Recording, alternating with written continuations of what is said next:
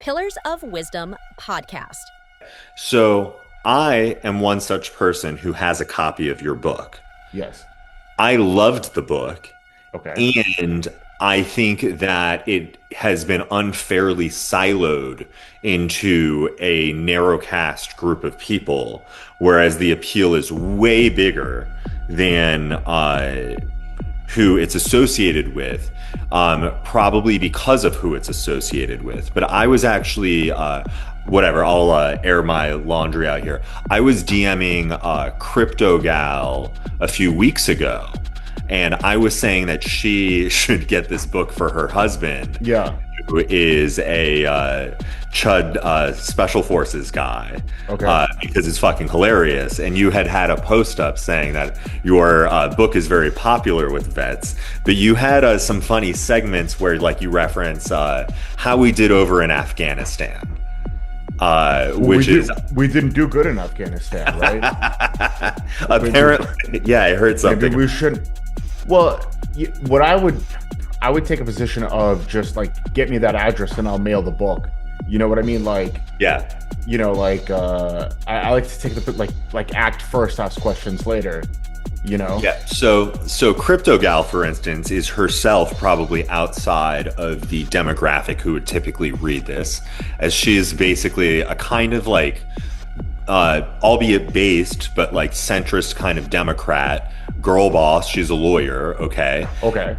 And yet she has these extremely based takes on the interplay between men and women in this world and all of the clowns on the side of these interactions. Well, and so go ahead. So when I went to law school in California, I was around Democrats. I obviously people who defended Harvey Weinstein, actually, one of my classmates. And she got pulled up into the Democrat machine, you know, and I think she did an excellent job legally defending him. So I get along just fine, and there's a lot of things that are applicable, you know, basic economics, psychoanalysis, right? And this siloing is really bad because if you do it for too long, okay, like you and I are both in fitness, right? Yep. So we can shit talk CrossFit, we can shit talk Zumba. I don't know. I have Kelly Starlet becoming a supple leopard. Sure. And so if you don't reach across the aisle and see what they're doing, you go more narrow, and then you're just fucking done and you're broke, right? Yeah. It's like not everyone, but there's a kind of guy who his first year training, all he wants to do is turn every client, no matter who they are or what they want to do, into like a starting strength athlete or something. And it's like, bro, this lady needs to lose 50 pounds. This has nothing to do with that. What the fuck are you like? This is just like your boner for this ideology or whatever.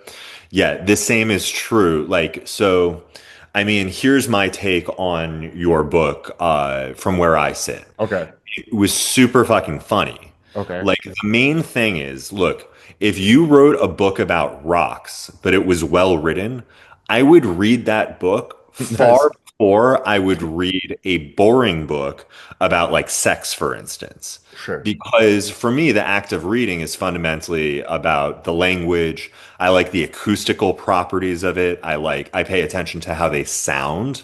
I pay attention to like, does the sentence end on like a hard or a soft consonant? Is it like a two-syllable word? Like what's happening here? Stuff like that. Right. But your book is very well argued.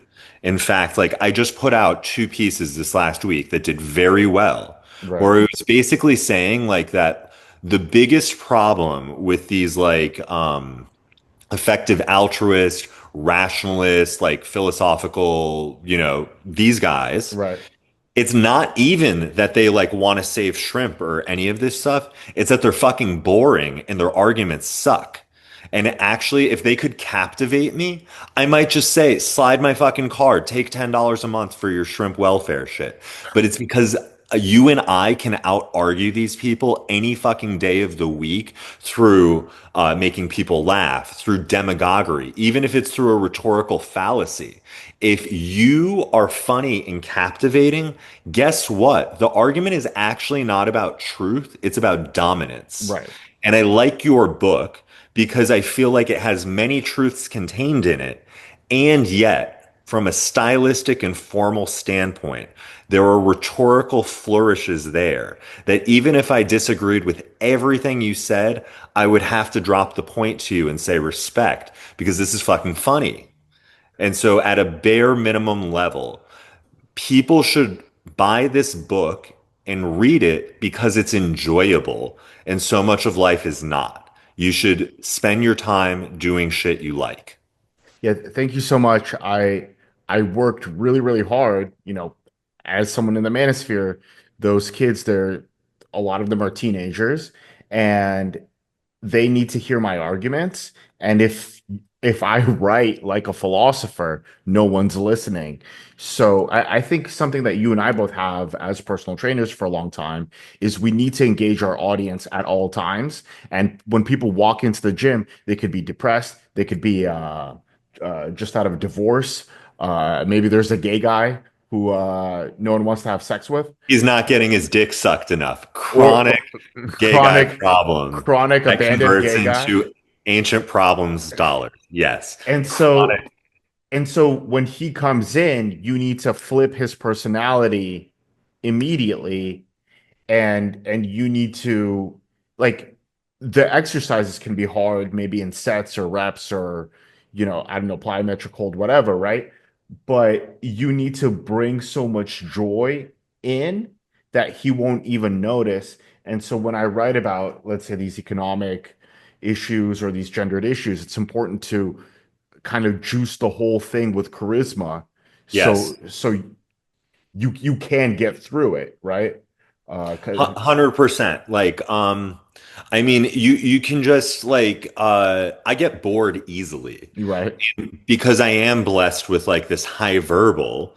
I have like high standards, and so I'm quick to zone out if someone's speaking, or I'm very guilty of picking up books and putting them down quickly, but I do it because I'm just like, it's like a coup de grace because I'm like, fuck me, I want to blow my brains out reading this.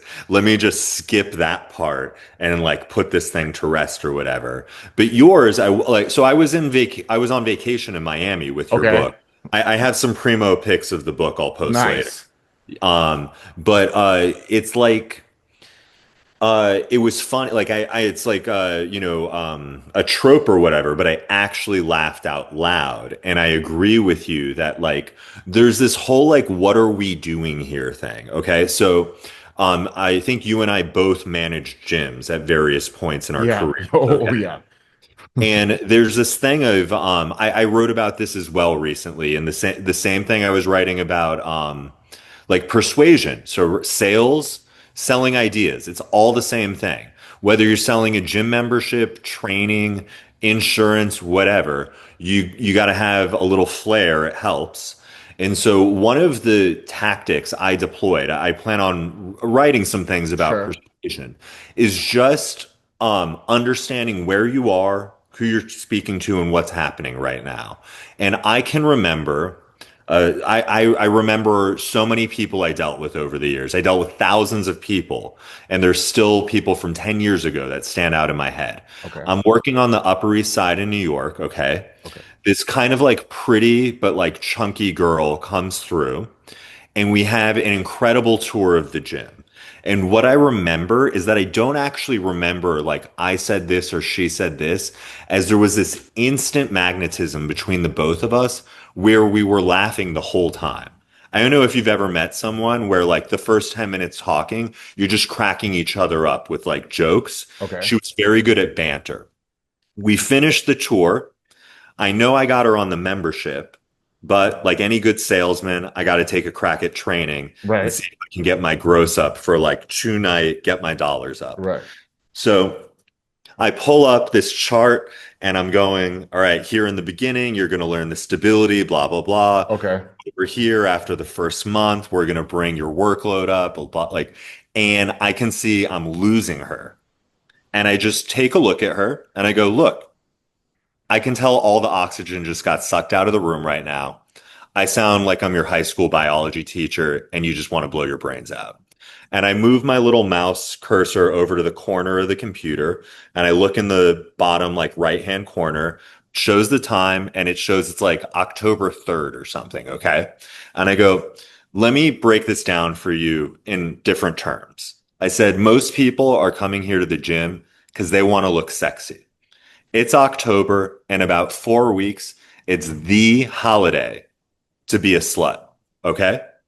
I said, if you come and train with us like twice a week for the next 4 weeks, you're going to show up to the costume party like slutty angel. I said, if you come see us 3 or 4 times a week for the next 4 weeks, you're going to be the slutty devil. And looks, she thinks it over and she goes, I think I got money for Slutty Angel. And I go, great, let's make it happen. And she hands the card over. Right. But my point is, understanding, she was like, get me the fuck out of here with this science bullshit. She doesn't want to know about this stuff, but she very much understands, oh, if I do this many hours of training across the next month, I can reasonably expect to look a little bit sexier. And your book has a way of being like, okay, what is probably not gonna like sell that well, especially to like the people you're trying to speak to, but like in the climate we're in, this like post-COVID, whatever the fuck, is that talking like a nerd is gonna lose everyone. Or it's over. Yeah. And I mean, you can see it. This is I like whatever. We don't have to talk about like capital P politics or whatever the fuck, but Okay. like this is the problem with like the Democrats is they don't know how to stop talking like nerds. I think, like, okay, like to go back to your conversation. So this woman comes in, she has a lot of potential, right? And there is the science of kinesiology where you speak to impress other people in our field. And when you look Uh-huh. at Kamala, she's pandering to her base, right? But I think when you say slutty angel, slutty devil, you're appealing to her aesthetic. Because at the end of the day, you don't fucking matter to her. Like Uh-huh. who gives a fuck about you? She cares about her and her world, and you need to enter her world on her conditions, right? Yep. And I think we need to bring our expertise, political, philosophical, economic, kinesiology, right? And apply it into other people's lives so they can hit the goals that they set for themselves instead of steering them off into your own niche of a niche. Um, Yeah. Yeah, I mean, you kind of remind me of, all right, so your book is called The Pillars of Wisdom, and hopefully this illusion won't offend you. But you remind me of there's this Curtis Yarvin quote where he says, "Fresh words see old truths with fresh eyes."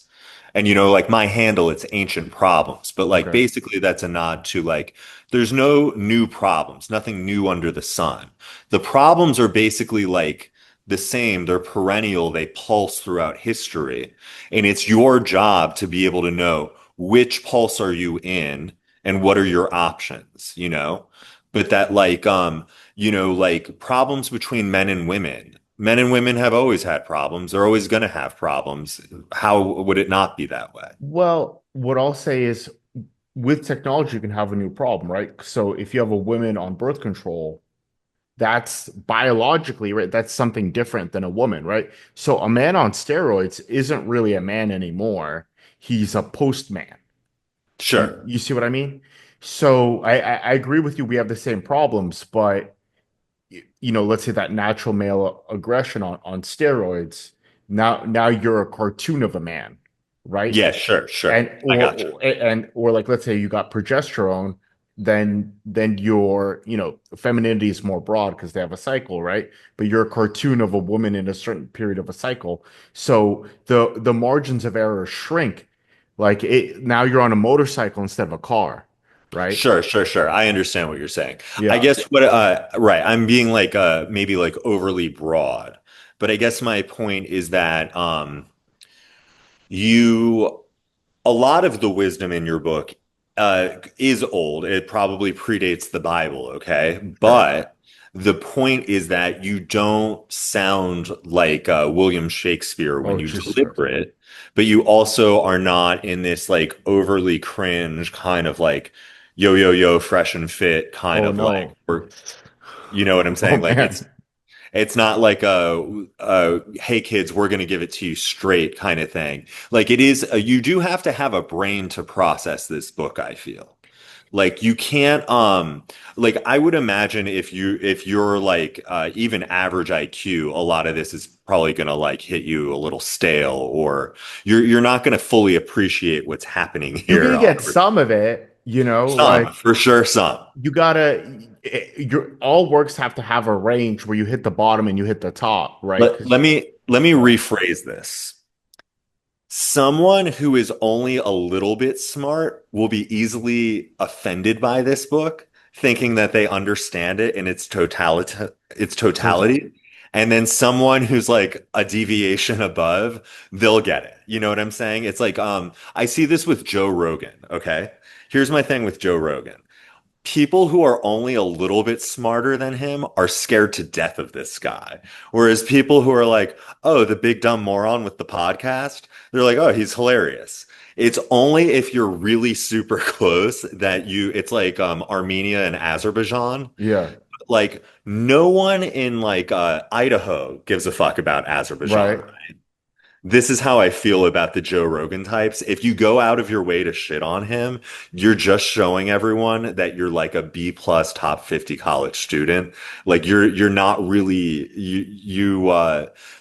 if he is captivating more people than you are, it is because you fail to captivate people, not because he's such a rhetorician or wizard with words. I would say, to address your point, I would say that like as a personal trainer, I learned a lot from CrossFit in that you Mhm. would see like special forces types and moms in the same place, right? So it would scale, and a lot of this siloing that we discussed earlier could be resolved because the workouts would scale, right? And there's something good about having like a special forces commando and defense language school next to like a Monterey mom. I'm talking about California. Mhm. Um, and so I guess like when you're a personal trainer and you have like a stupid person or like a divorced dad, well, he's your stupid person. I had a manager who was a gym. I was like, my client's stupid, and he's like, but he's your stupid person, right? Yeah, And, for and sure. so and so instead of dismissing those people, we have to say like they could be either their stupid person or they could be my stupid person, right? Yes. And I in climbing out of our ghetto, I think it's so important to get those people. That's why I have pictures. There's this guy, I'm not going to say his name, but there's kind of if you look at The Fool, where there's a fat guy like reading a book and he's fucking confused. Like that's a real person. That's what his face looks like. And so when I saw him read the first version of my book, I was like, fuck, like I need pictures everywhere because this guy's fucking retarded. Yeah. And so he can go through the pictures, you know? So I think one, thank you so much, but like I think it's important for us to step out of our elitism Yeah, and sure, sure. and to and to provide value at all levels. We can have our own opinions, whatever, but at the end of the day, like from the red pill space, like there's a lot of opinions about on single moms and stuff like that, right? But if you're a single mom and you're my client, then you got to be the sexiest single mom, right? Like because I'm Yeah, operating yeah, off yeah. of I understand what you're saying actually quite a yeah. bit. Yeah. You know, yeah, I feel this tension, with some of my clients, obviously, because yeah, you deal with like all manner of humanity. Like I train one lady, she used to play professional basketball all over the fucking earth. I swear to God. And she pays me a fair amount of money to come see me 2 nights a week. Okay. and I put her through the paces for sure. It's fun because I'm sure they're rare, but you get your hands on someone who's like a real athlete sometimes. Sometimes it's just like a high school or college age guy, but his like test is through the roof and like Right. he wants it. And you know, if you just like make him eat an extra steak every day, he's gonna like just blow up. Well, this lady, she can turn it on. Dude, I swear to God, she's 100% natural and she has more muscle than probably every man but one that I train. Okay. She's strong as fuck. Like first day I met her was doing over 200 pounds lat pull down for reps. Okay. Okay, she's yoked, this lady. Okay. I train her. And Okay. then on the other end of the spectrum, I train guys she could body. You know, she wouldn't think twice of just like putting them on the floor and understanding that it would be really cunty and shitty of me to make fun of those guys like behind their back or whatever. Because like, what are they paying me for? They're paying me to nudge them closer to her.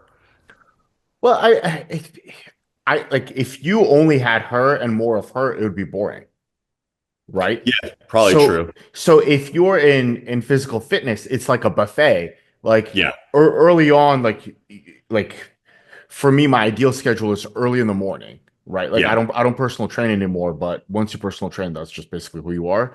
Like 6 a.m. you get executives, right? And then you have your like divorced moms closer to noon, Yes, and yes, and yes, the yes. clientele shifts, and that keeps the work entertaining, right? Yeah, yeah, yeah. You might get like the like the not breadwinner from a gay couple. That's your afternoon guy. He's like a little hungover or whatever. He slept in. He's the boy toy. But yeah, you have these archetypes. Yes. You definitely get your type A, like your people who are never gonna miss on like Right. 6 a.m. Like I'm booked 6 a.m. Monday through Friday for years. Like Okay. it's just full because those people are just never gonna cancel. Right. Yeah, But yeah, so yeah. so so what I'm saying is like I have a client right now. He's like an overweight, like Chinese guy looking for a job, right? Right. And it's I don't know. It's fun. Like these little improvements completely change his life. Oh, for It, sure. so I would say what I believe makes my book interesting is that in the same way that there's a range of clients, there's a range of topics, so it never Yes. gets dull. And it's also really good because you get to see like as a personal trainer, you get like the inside scoop of society. You're like, okay, here's what's happening. Like For sure. a Yeah. woman comes in, she's like, yo, I'm cheating on my husband. And I'm like, okay, cool. But like, is he gonna find out? Like, do you have to Yeah. look good to get the next husband? Like what's the plan here? Yeah. And then she's like, yo, like you're not judging me. And it's like, you don't pay me to judge you. Yes, 100%, 100%. Yeah, A lot of I'm ruthless. This really made me good in sales. I have shallow affect. I look like a fucking criminal. I right. look like a sociopath. But you can tell me, I once had a woman straight up tell me this is another story, but this old broad who I was touring around a gym. And by the end of the tour, she was telling me how she was like a low rent prostitute. And she did the same thing where she kind of was like, you didn't skip a beat. I'm like, look, I still got to make a sale at the end of this. Like, what I'm gonna lecture, like, do a fucking intervention in my goddamn office. Like, I want to slide your credit card and move on to the next Well, person. But prostitutes. when you don't judge them, they actually just tell you 20 more things about their personal life. And they see how far they can go before you're like, whoa, whoa, whoa, whoa, whoa. Prostitutes are good as personal training clients because they're gonna push to get the best body they can, and you can pull them off of their alcohol and drugs. Yeah, this Usually, lady was not trying to be a training client. She was trying to bird dog. She was probably trying to get some clients out of this gym. No one wanted to touch this pussy for sure. She was old and reeked of cigarettes. oh, okay, all right, Dude, this lady, she would go get on the elliptical or the treadmill or whatever the fuck and like work up like a pretty solid sweat. okay, She'd always have a little white tank top on. and she would take a little break, okay? She'd go walk to the front desk.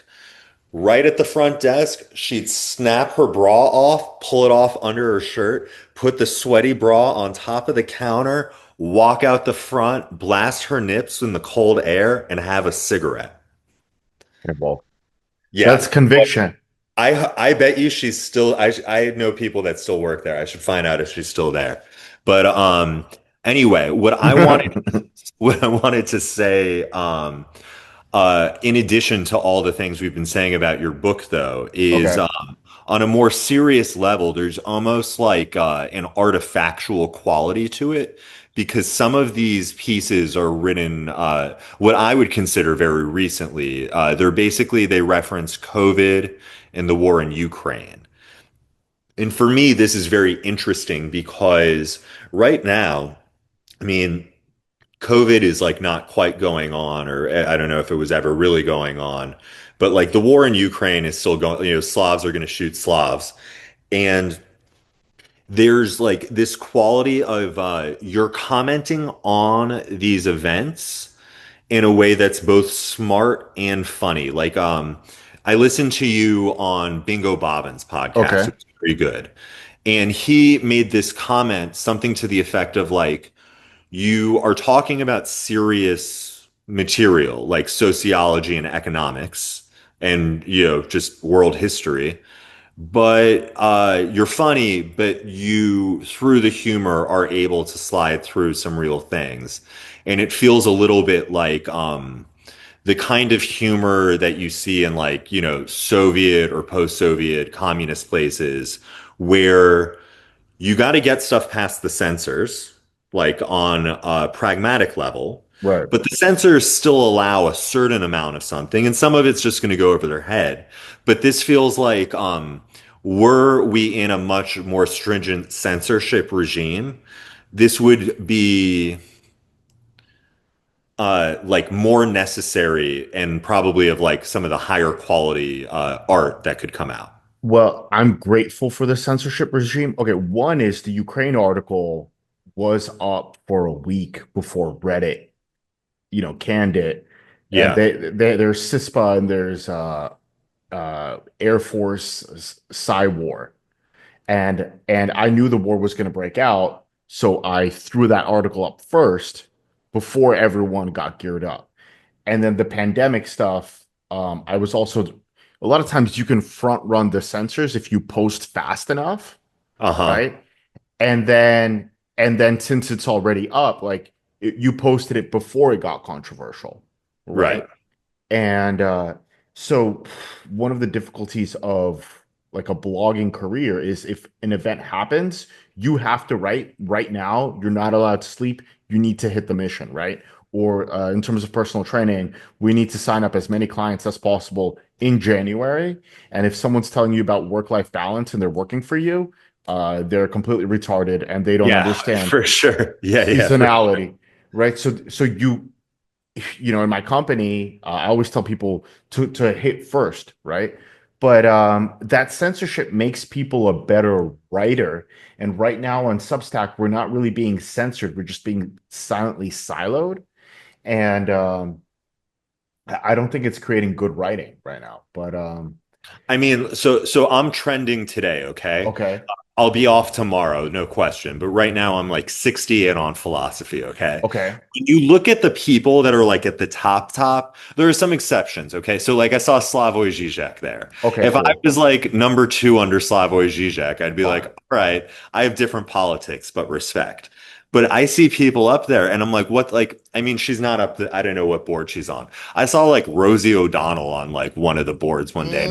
What the fuck has this broad ever done in her life? Like she pretended to be straight in the 90s and she hit people with koosh balls. Like who gives a fuck?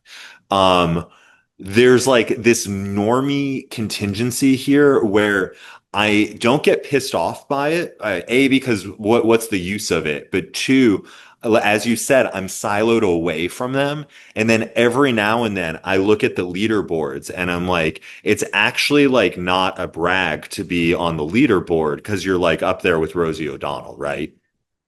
I mean, if you're selling, if you're moving, if you have a product.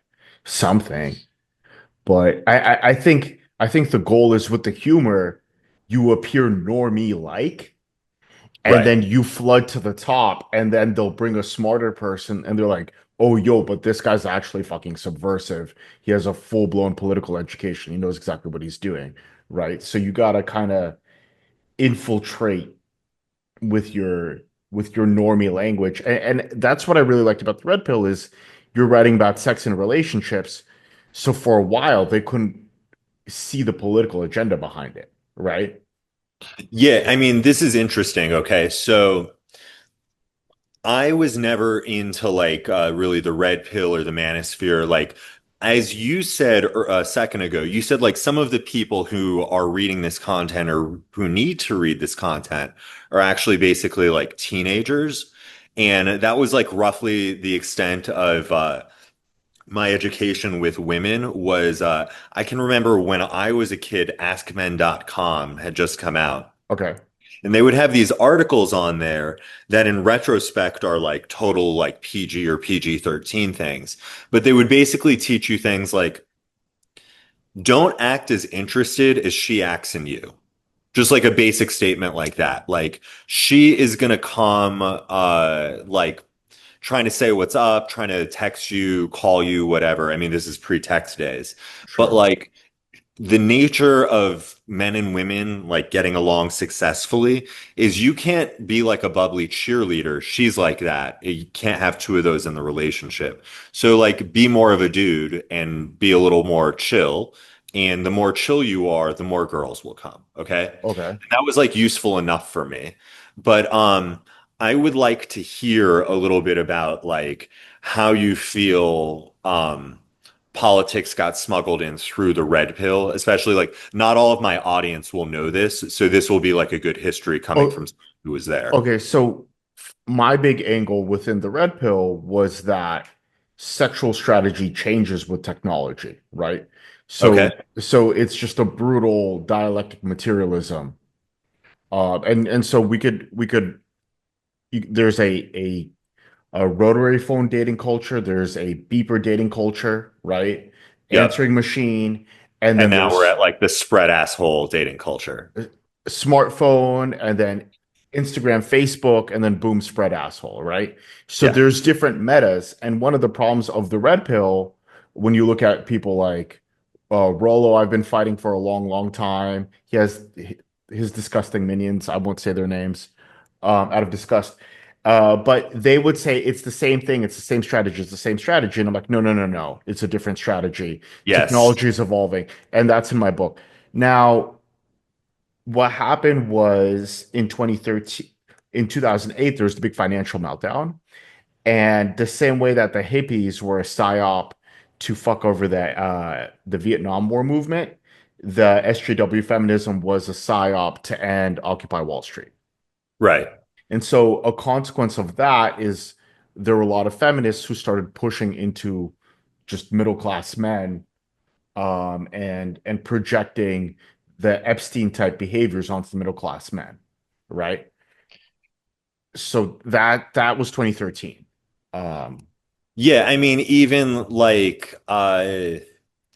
it's like funny, you will hear, not as much anymore, but you used to hear people talk about like rape culture or whatever. right. So And that's like the that. very same people who won't shut the fuck up about rape culture have very loose standards of who they let into their country and like what the laws of consent are like in their nations of origin, etc. Well, there's like the Biden laptop and stuff like that, right? Like, Sure. one is you bring the second world in and you have second world outcomes.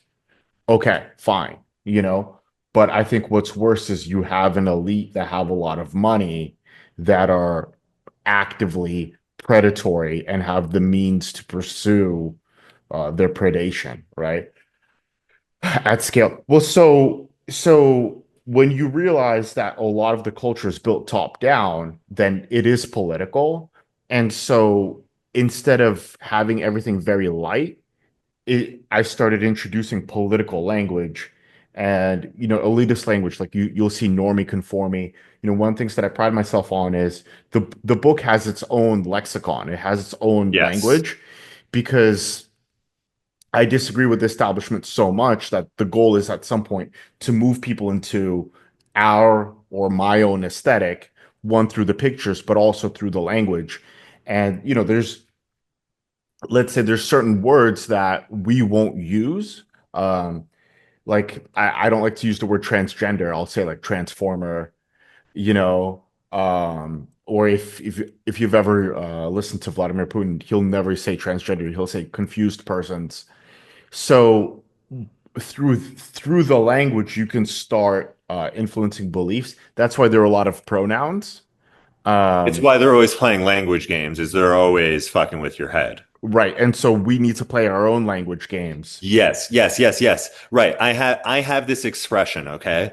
The expression I use is the reason the right always loses is they refuse to create a pesticide that turns the frog straight. Right.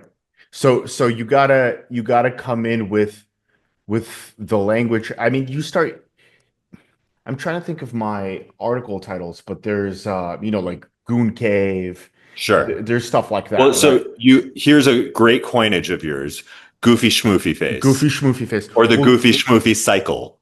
So Goofy Schmoofy Cycle is actually very, very serious, and I think No, everyone should I learn. totally agree. I That's completely it. agree. It sounds silly, but it's the as people who managed, right? You talk to people, they're going to repress everything you say, then they act confused, and then they're going to jump off a building, proverbially, to get as much suffering as possible. And it's important to recognize those people through their facial expressions, where Yes. they make these this is if we did a video, I'd make those faces to imitate them, but they have a disassociated face, Yes. and as they're disassociating, it's repression. What is repression? It's when you take away affect, when they make themselves not feel anything, right? And so I think for women, they need to recognize goofy schmoofies right away. And us as managers, we have to recognize these people right away and just get them out before they can jump off of a building and make a spectacle. Can you briefly describe the goofy schmoofy cycle for my listeners? So I have an amazing chart, and this is all built on Deleuzian schizoanalysis. But basically, a goofy schmoofy is, the Gervais principle, where there is like sociopaths on top, then there's clueless in the middle, and then there's like absolute losers at the bottom, like someone who Okay. works in the. So this is the middle. And so these people, they will egoically identify with something, but they are not going to do the work necessary to maintain that title. That's someone coming in as a personal trainer at your gym and not training the clients. And over time, they build up a lot of symbolic debt. And they need to not remember that they're in debt. They need to repress their debt. There's social debt. I'm sure you know a lot of programmers, there's technical debt, right? Where if you write shit code, someone has to go back and fix it.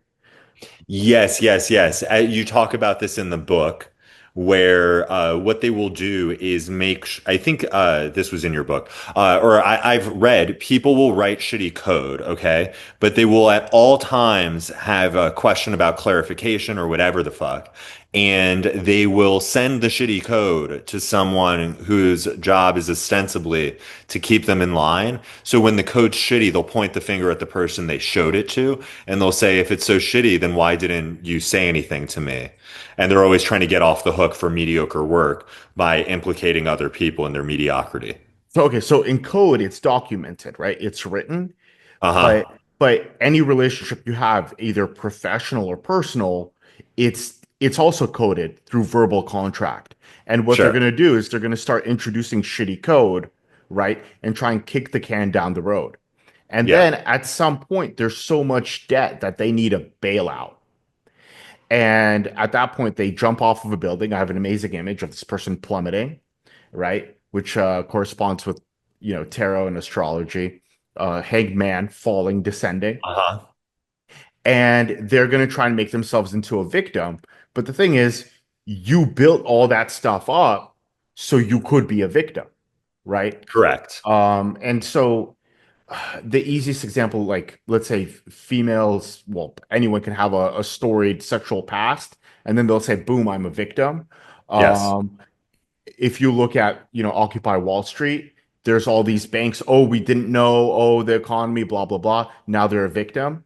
And then let's go even worse. If you look at Iraq and Afghanistan, all of these officers, especially the captains, they're usually put together people. But once you start getting into like the political officers, the generals, and some of the colonels, they really played goofy schmoofy games with the Taliban. They were drinking tea with the Taliban. They weren't really doing anything. I also have friends in the military. I mean, if you're in the US, if you're a Right. muscular guy, you have friends in the military because all the Correct. muscular guys congregate together, and a high percentage of the muscular people are military men. And so, when you see attacks on the military from me, they're not from me. They're from Marine Corps colonels who flew things, Rangers. The reason why the attacks are so poignant is because they come from people who were there, right? Right. Um, and so they weapons of mass destruction, whatever, blah blah blah blah blah. And then I think there was Petraeus, like he was writing a book on winning Iraq, and then boom, they goofy schmoofy off. They're a victim, and they kind of run off. Yes.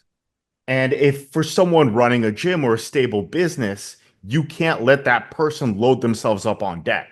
You can't, because they're gonna fuck you, and you're gonna have to pay off their debt. And so Yeah. no. And also in a relationship too. So the idea is, some people may or may not agree with my politics, like who cares? They need to buy the book for the goofy schmoofy article, which is built on three other books and me going through Deleuze, which was not easy. Uh, it's kind of like becoming a supple leopard. Like you fix someone's knee and they're like, "Oh, it's just three exercises," and it's like, "I just read this book for 2 years," like. Yeah, yeah, yeah. I gotcha. Yeah, I mean, I think the book, again, like people should read it because it's interesting and well argued. I mean, even at the beginning, you pull a very slick move where you basically say, hey, I'm going to use some kind of inflammatory language here, but it's important that I use inflammatory language because you're so desensitized from all this like porn and garbage and bullshit in the air that if I don't do something to grab your attention, it won't get grabbed. And that's always how I operate linguistically is I'm always willing to say the thing no one else will say because I just look at that as an opportunity. And I'm not even making it up. It's the truth. It's why it's compelling. It's that it's more compelling than everyone else's because everyone else is telling lies. What I would say is, if I grabbed your attention, I did it. I did my job correctly because your gym is a porn. The way women dress right now, I'm not making a moral point. I don't care. Right. Your gym is a porn because if you were to look at like a 1980s aerobics, like it would be like an aerobics porn, basically, or a Girls Gone Wild video. That's Yeah. what's happening in your gym, and that's what's happening on the beach. So if you who marinate in that climate can sit down and read through my book, then haha, my tactics worked, for now. Correct. Right. To this point, so I'm from South Florida originally. Okay.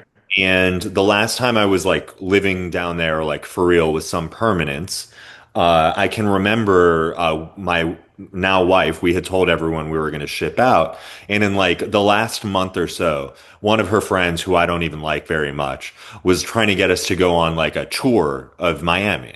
I'm from the fucking place. I lived there Okay. for 18 years and then I moved back and was there for some more years. She's like, oh yeah, we'll get on this double decker bus, do this tourist bullshit. And I just looked at her and I held my phone up and I said, look, no offense to you, but what you're proposing is competing with every single thing inside of this little square right here. And this thing will take me anywhere. And that bus is only going to take me around all the places I already know.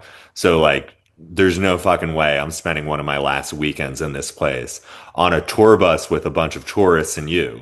Right. I didn't say that part, but she looked so offended that I held the phone up. But I was like, oh, you're living in a fantasy world. This girl, who, by the way, can't resist the urge to take a fucking selfie and throw it on Instagram every place she goes, is concerned about the ways in which I'm describing a little iPhone.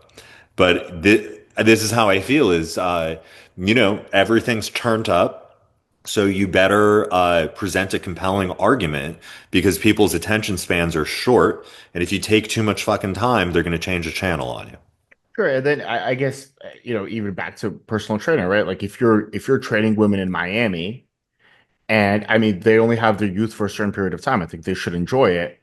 But, and through bodybuilding, there's a lot of posing, there's a lot of creating that image. I have an article, it was called The Legend of the Sheriff, where, Oh yeah, where, this one's fresh in my head for sure. basically people in my fraternity would push forward the sexual fantasy, but the truth is that there was maybe a chronically depressed woman who was trying to sexually compensate, right? And the Yes. truth on the ground was actually really ugly.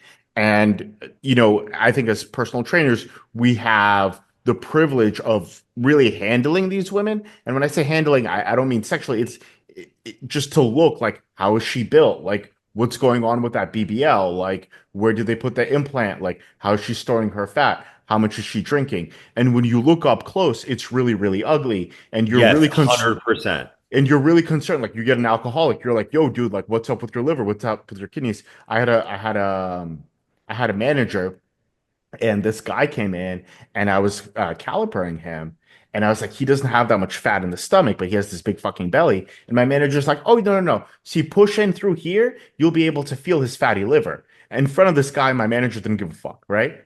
And so the real world is really ugly.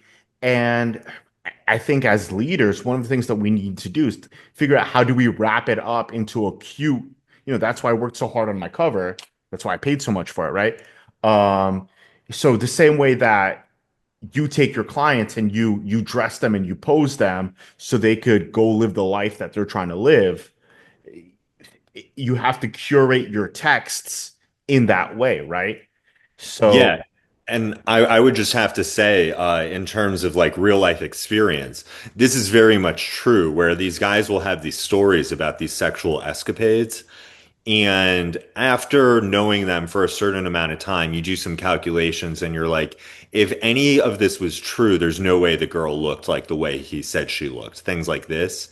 And you'll find out. I can remember, so this is like some Joseph Campbell shit, but like basically the way it's supposed to work in life is at some point after you're out of your parents' house, you encounter another guy who's older than you, and he is this guy who puts on some of the finishing touches for how okay. you're supposed to be as a man that can't come from your dad.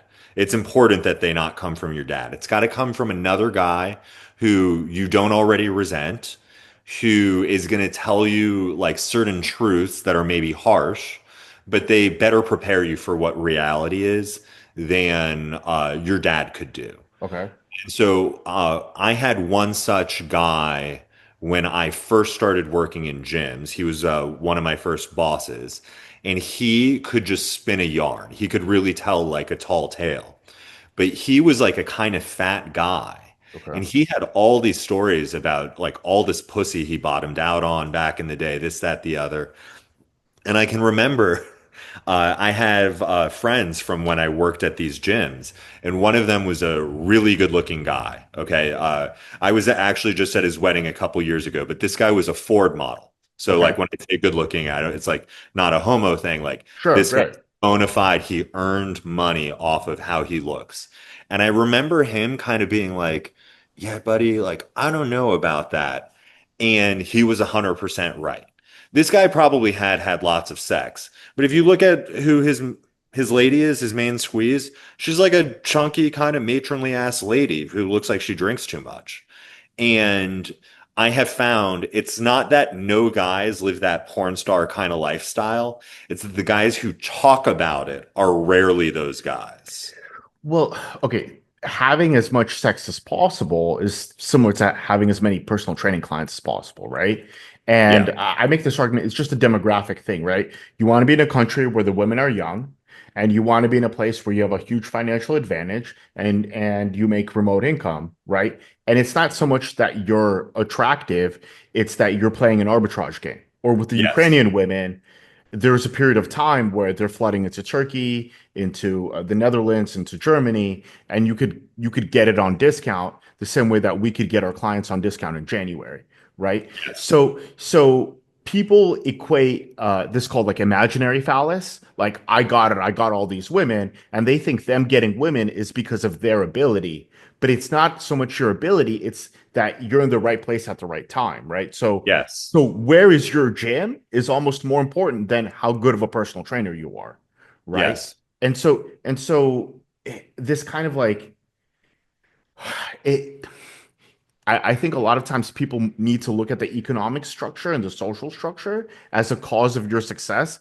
In the 2000s, a lot of people made money through the stocks, right? Not because they're good stock traders, but they're in the market moving up. Oh yeah, for So, sure.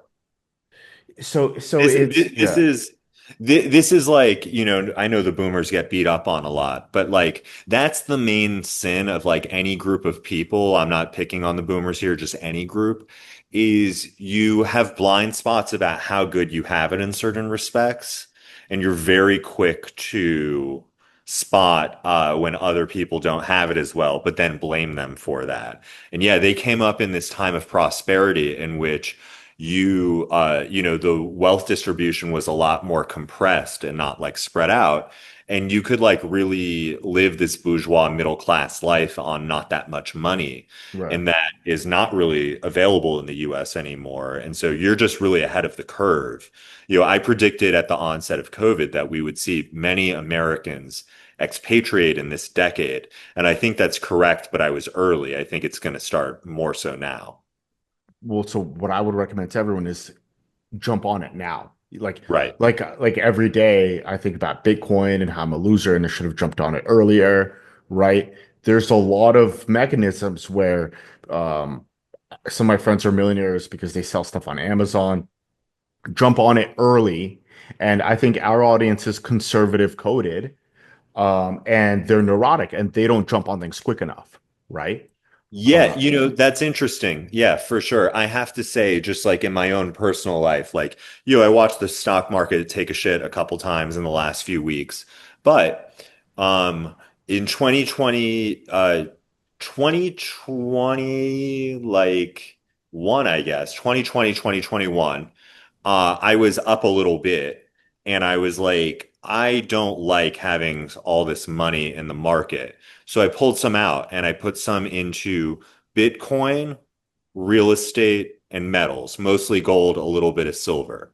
And I was worried about what would happen then. And those things, I mean, Bitcoin's gone all over the sure. place since then. It's definitely way up from 2020. But what I was going to say is I was worried about volatility in the world before, and all the moves I made then are benefiting me now in the Right. future, precisely because in one respect, I was risk averse. But if you talk to like my finance guy, he was definitely not like going to Bitcoin. Like they can't, whatever, they couldn't advise on that stuff. But obviously he was like, yeah, if you're telling us we can't advise on it, don't touch it. But yeah, all of it, you're right. You can't be a pussy. You got to have a little risk in life. I also kind of as a personal trainer, you know that you're that hot 20-year-old personal trainer for a certain period of time, and Yeah, that you need to promote into manager, and from there you need to promote. Like in the military, it's up or out, right? right. And I think it also works that way in a marriage. You know what I mean? Like who you are in your marriage also shifts. So you need to invest in yourself so that in 5, 10 years you're bringing in more, right? So like for me, I can be a Reddit writer, which is fucking gay as shit, right? Or I can graduate into a book writer and from there Yeah. graduate onto. So I would say that since our audience is conservative, I like it's like when you have like a fat girl for spring break and she comes into you in January and you're like, you don't have time. Like, you need to wear this bikini because, by the way, I know what bikini is going to make you look good. And the reason why I think about this is because I think about your before and after and how much money you're going to make me. That's huge. Sure. Um, and I know what you need to eat, and I need to get you here. One for you because you only have so many of these hot girl summers, right? I'm on your team, I would say. You only have so many of these hot girl summers. Later on, it's going to get worse, right? And I need to get you here now. And also, I need you doing vacuums so your waist looks thinner. And this is how you can pose to thirst trap guys because it, like, It, it's it all feeds. There's an expression. good for the posture is good for the pose. Yeah. You're just selling it to her in the reverse. But it's true. It is true that if you practice looking like you have a tight stomach, it will help you have a tight stomach for sure. That's how it works. So the same way that, let's say you get a pretty girl who's chunky and you need to move her into a certain place, right? Like with us, like we need to move into home ownership, Sure. fatherhood. If you're in a blog career, we need to push out Robert Reich and take his spot. Yeah, for sure. There's a few of those officer roles, and we need to fight for them and push all the losers out as heavily as possible. Yes, Um, yes, yes. And there's also just like I hated the 2000s term like networking, like it's okay. incredibly annoying. But there is this thing of like I don't know if I feel like you are probably this kind of archetype of human. Or if not, you have been in the past, but you're Okay. kind of like a connector. And Yeah. so like me, for instance, I have a friend who lives 5 blocks from me. He is going to go out of the country for a week or two, indeterminate times, May and June. I have a friend who's so positioned that he can just come watch his place for a couple of weeks and feed his dog and take it out. Right. So I just put it out there in the universe. Bam, first shot, they connected. That's a deal. So one guy's going to go out of town, another guy's going to come right in and take care of his dog in his house. No problem. But there's nothing. We now have the technology. Like I can see your face. I mean, you look a little bit like a sociopath, but like whatever. But there's you can take the online offline. It's totally cool. You just have to have like the nuts and the willpower to do it. But like so much of life works this way. I'll tell you a true story. My dad had this friend called the Kook, okay? Okay. And everyone called him the Kook because he was fucking nuts. He was like just like one of those short fuse, just does and says everything he wants to do now, whether it's a good idea or not to. Right. Absolutely insane, volatile person. He at one point had a seat on the New York Stock Exchange, Okay. and he had it in for the president who had come in, the new guy, and he Right. fucking hated his guts. So he was bribing security guards to let him smuggle shit into the building. And one day he built a prop plane at his desk and put a banner on the end that said "fuck this guy," and he flew it all over the stock exchange. And Okay. a seat at this time, I don't know if it was like 100 grand a year, 200, whatever it costs. Yeah. But the guy was basically kicked out of the stock exchange for doing such a thing. But what I was going to say about this guy, the kook, is he was into music and he had gone to see this classical guitarist back in the day whose name was Andres Segovia. Okay. Segovia is one of the heavies if you're into like classical Spanish guitar. Okay. And I don't know how, but somehow he got backstage. And when Segovia came off stage, this guy was there waiting for him. Okay. He just cold approaches this guy and he goes, "You're going to teach me how to play guitar." The guy's like, "What the fuck?" Like, "Who are you?" And the guy goes, "You are going to teach me how to play guitar." And I don't know what he said, but he was just a charming guy and he Okay. wouldn't take no for an answer. Andres Segovia became this guy's fucking guitar teacher. Okay. Point is like people think you cannot do things like this in life, and it happens every day. It just happens for people who aren't you because you don't take enough shots or because you're shy or you're too humble or you won't work on your communication or you won't advocate for your stuff. But I think that like this is another message people need to hear is just because you don't see someone else doing it in your immediate vicinity doesn't mean it can't be done. Maybe it means you're just the first person about to do it. Well, I think one of the things that we can bring as personal trainers is that if you want to look a certain way, you have to do certain things, right? And especially on legs, it becomes like a triumph of will. Yeah, And, I always wanted to have legs in a certain way. But then, obviously, like later, like no one gives a fuck how big my fucking legs are, except for like you and other personal trainers, right? right. But that willpower of you need to get on leg press and you need to push 50 to 100 reps to fully fry out your legs, you take that. And I think that's what your kook had. right? Yeah. He And, just, there's a fire in him. Yeah. and I think what's good is we can give these motivational talks, which I hate, or you could put like a fat divorced dad on leg press and say, I'm going to sit on top of this leg press and you're just going to push me 100 times and I'm not getting off. And it is what it is. And, you know, I think that lesson's really good. That lesson's really good for a teenager. And then the other thing about connections is I was a personal trainer in LA. I knew Rich Piana. Rich Piana's secret was he trained a lot of gay guys, some of them with AIDS, and they paid him ready in growth hormone. So, and back in the 90s and 2000s, growth hormone was very hard to come by, right? So Sure. you see that like what made Rich Piana's career is a lot of these backroom deals.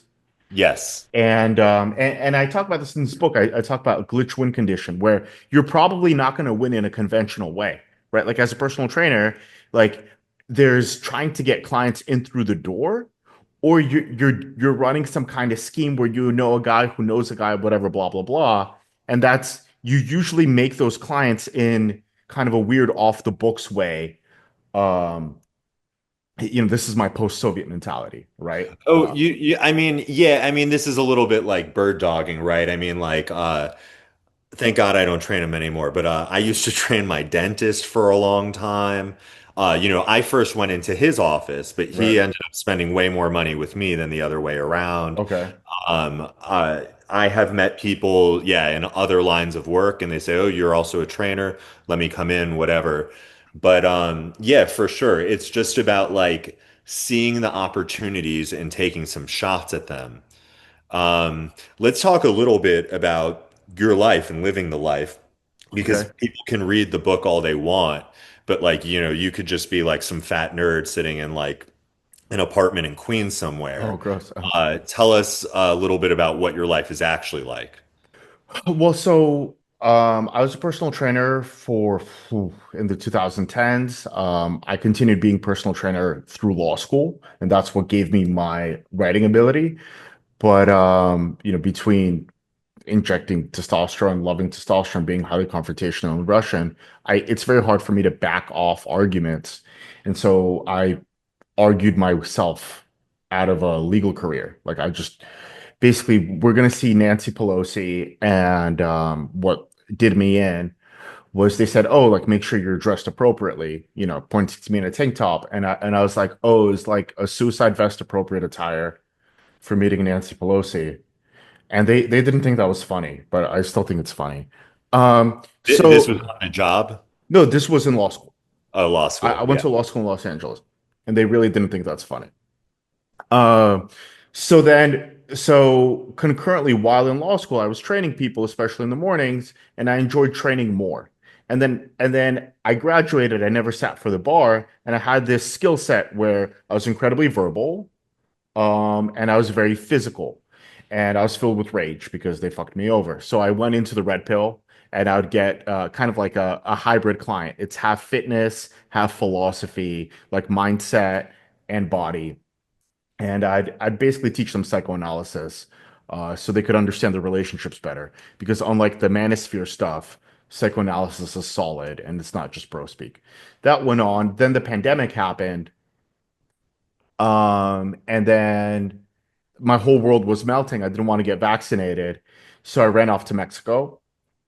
And I was so full on clients, the people who I would give clients to, I was like, yo, like come live with me with Mexico so we don't have to pay taxes, right? Foreign earned Yep. income exclusion.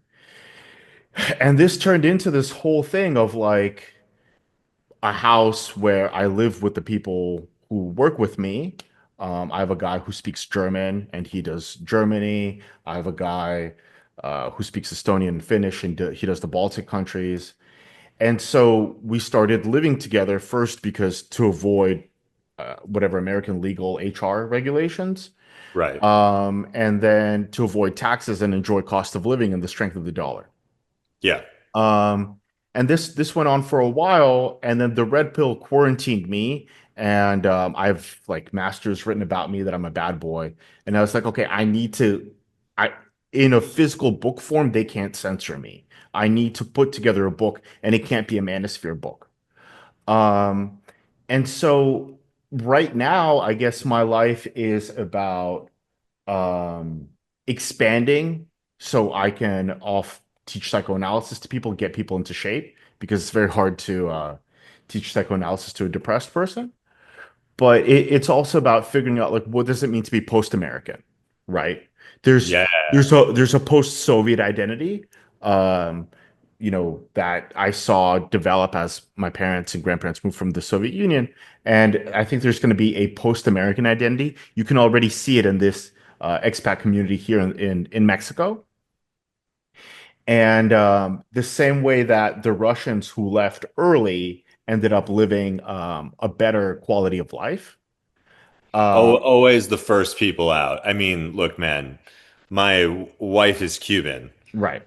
but I'm in a part of Texas that has seen an insane increase of Cuban people in the last 5 years. And like, this is like one thing that all the people, it really gets lost in the sauce when people talk about immigration is like all of the people who are the most against immigration will be the ones to tell you they're not all the same. The main reason they're against it is the first ones who came over were like people who had like really high pattern recognition, who were like, let me get the fuck out of here before like the price of eggs is $20, right? Those people are always super smart and industrious, etc., risk taking in a good way. It's when you get like the 80th wave that you're Ugh. getting someone with like an integer for an IQ or whatever the fuck. Like someone's got like an IQ that's like single digits or something. And yeah, for sure the first people out are always very high quality. Well, so what's cool about Mexico is Mexico's in the past, and so like I know people in the Mexican FBI, right?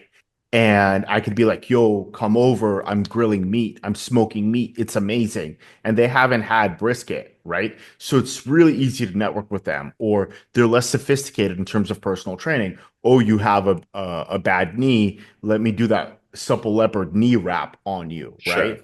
Or like I was at a gym and I was like, hey, like let me retrain your fitness department because like you can do better for free. Like, so what's exciting is in these less developed economies, there's a lot of entry points and you can very quickly level your life. Whereas in the US, you would grind up. Like For sure, it's a grind here. I don't know what you had to do to become manager of a gym, but there's probably some very capable men intellectually and physically, and you had to outwork them in a WWE SmackDown, Yeah, right?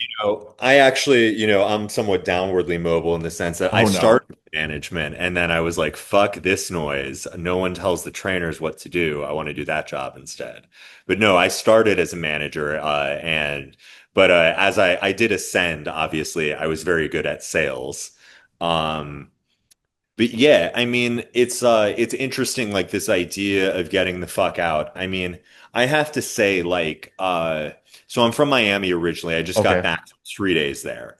And even from 5 years ago, it has seriously developed. There's so much money there, but it feels kind of like I don't love it there to begin with, but it was really a little bit of a turnoff where I'm like, well, the dollar doesn't stretch very far at all here. Like everything's pretty, but like basically like what people are paying for is for it to be Latin America inside of the US. But you can go to Latin America and it's cheaper and the women are going, look, they're just going to be more aggressive in general. I think people that haven't left the US don't understand or like every white guy who's heard that it's a terrible thing to be a white guy, if he hasn't left the country, he hasn't realized that people from other races in other countries, they don't feel that way about you. They're like, oh, he has light eyes. They're like, I want to make babies with that.